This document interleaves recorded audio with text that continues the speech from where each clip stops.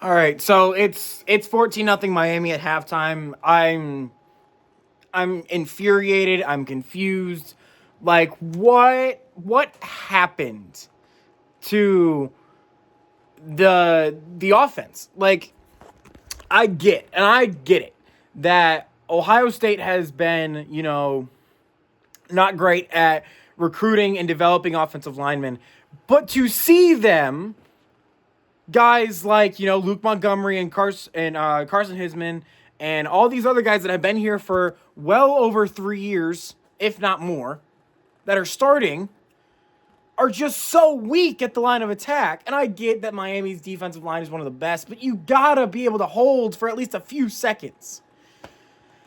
And Miami is just doing the same exact play. They're double covering Jeremiah Smith and they're playing press coverage on the receivers to let them or not let them get off the line really quickly and to make Sayin basically hold the ball. And Sayin, for whatever reason, after the Indiana game, feels like he's almost snake bitten right now. Like in baseball, when like a player goes through like a few weeks long streak of not being able to hit for whatever reason, it feels like that.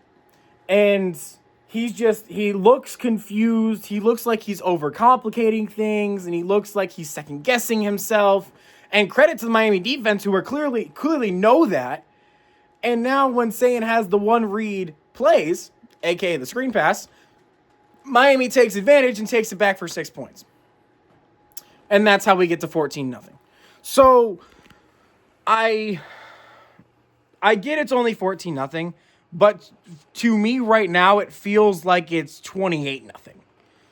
Like it feels so bad. I don't think I've ever been this angry at a halftime, probably since either the Michigan game in Columbus last year, or if we want to go back even further, the Mizzou game from 2 years ago, when, Devin Brown got the start and then got injured. He's actually going into the transfer portal again after leaving Ohio State and going to Cal, then losing that job. Now he's in the transfer portal again. So we'll see where he lands up, by the way, if anyone was curious. I doubt anybody is, though. But he gets injured. Keenholz comes in. He's clearly not ready. Ohio State's offense and Marvin Harrison Jr. also did not play in that game, which also did not help things. So that offense looked completely horrible, did not even score a touchdown in that game. And Mizzou wins it, I think, like 14-6 or 14-3 or something like that.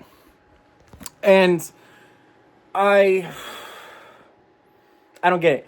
The defense is playing like the defense, but it's hard when you're on the field for 20 minutes. And they're going to tire out. And that's what you need to do to beat this Ohio State team. And Ohio State has proven, especially defensively, that even if you do that, they are still capable of making plays and making stops. That was against the Texas team, who, by the way, just destroyed Michigan in the Cheez-It Bowl.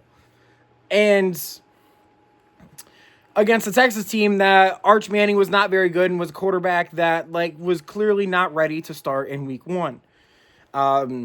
Now he has kind of learned through being thrown into the fire, and now he is one of the better quarterbacks that are coming back for next season.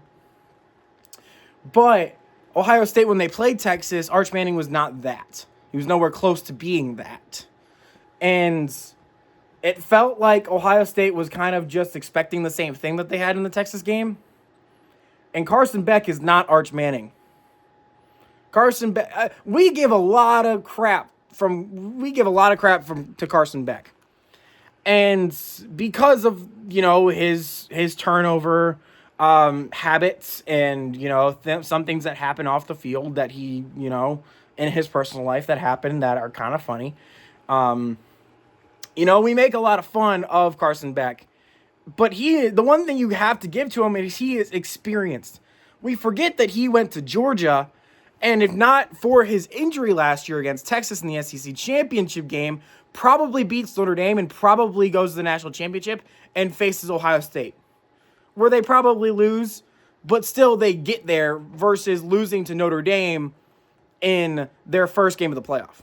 Now Beck goes to Miami, goes to Texas A&M, one of the hardest places to win at, an overrated home field environment in my opinion.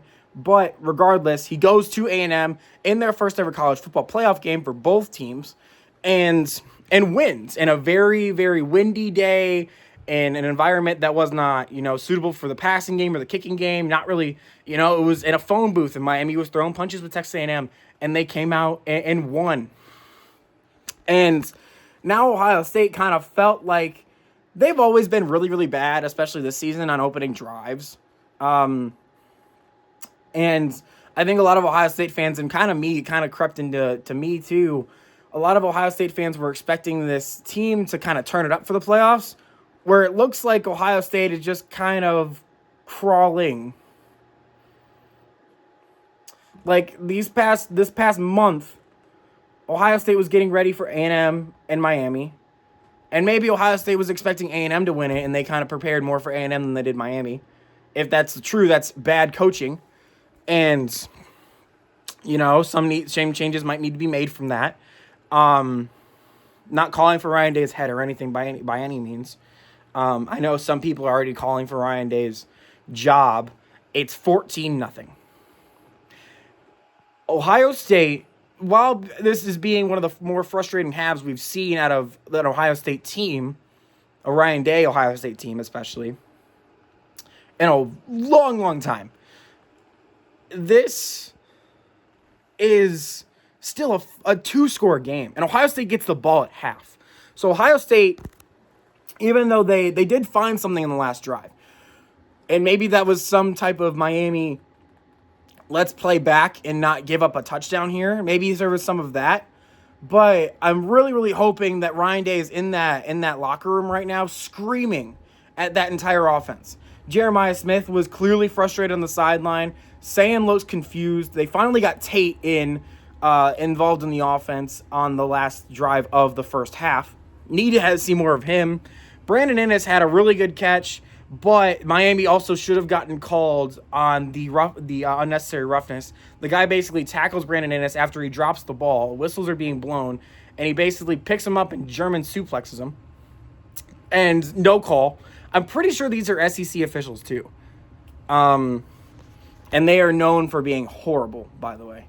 It's either SEC or Big 12 because, you can't have, I don't think you can have an officiating crew in the same conference, you know what I mean? So Ohio State can't have a Big Ten officiating crew do one of their playoff games, and Miami can't do an ACC crew in one of their playoff games. I think that's how that works. Correct me if I'm wrong, but I'm pretty sure that's how that works.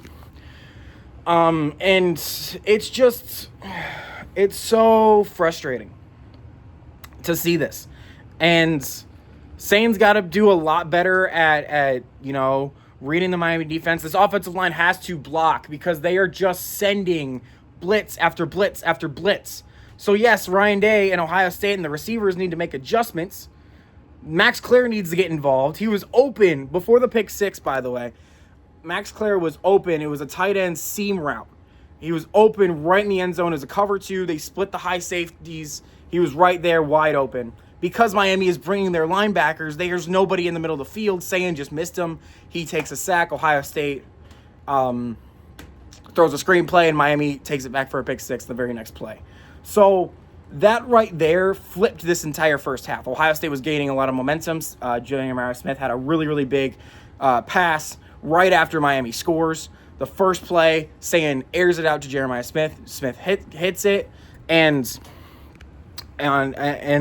what happened after that. But, it's Ohio State is getting some type of momentum. I don't know if that was more, Miami just playing back, especially in the 2-minute drive, the last drive of the second half or the first half. I don't know if that was more Miami playing back and just trying to keep everything in front of them. It could very well have been. Or if that was Ohio State trying to actually finding something out and figuring something out with this defense. I'm probably leaning more towards Miami was just playing back. But Ohio State could come out of halftime and score really quickly and build that momentum up. This defense still has not only allowed 7 points. We still have to remember that. If Ohio State's offense can't start scoring, yeah, they're going to wear out. But if Ohio State can get on the board here, that's going to be a really, really good momentum boost and morale boost to that defense, who's going to be starting to fly over and, okay, let's get back in this game now. And then Ohio State can kind of take advantage of that. So this is still a game right now. It's not looking good, but this is still a game. And I'm really, really trying to be positive here. This is still a game. Ohio State could still very well win this right now.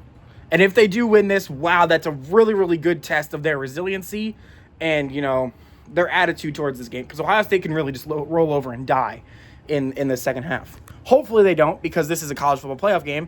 And I don't want to embarrass ourselves on national TV. Maybe that's just me, though. So that's going to be my little bit of a rant here for halftime. I will, of course, be back at postgame. We'll see what happens. Go Bucks.